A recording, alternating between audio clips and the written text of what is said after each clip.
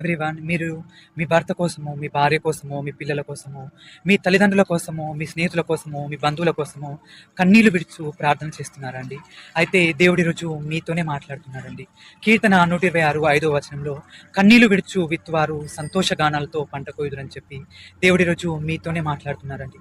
నేను ఎంతకాలము నా భర్త కోసము, నా భార్య కోసము, నా పిల్లల కోసము, నా తల్లిదండ్రుల కోసము, నా స్నేహితుల కోసము, నా బంధువుల కోసము నేను సువార్త ప్రకటిస్తున్నాను.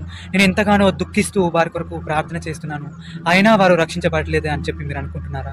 ఒకరోజు మీరు చేసిన ప్రార్థనకు ఒక గొప్ప సమూహము దేవుని మందిరంలో దేవునికి ప్రార్థన చేయడము, ఆరాధన చేయడము మీరు చూస్తారండి. అప్పుడు మీరు జ్ఞాపకం చేసుకుంటారు, నేను కన్నీటితో నా దేవునికి ప్రార్థన చేయడం వల్ల నేను సంతోష గానాలతో వీరుని ఈ పంట కోసాను అని చెప్పి.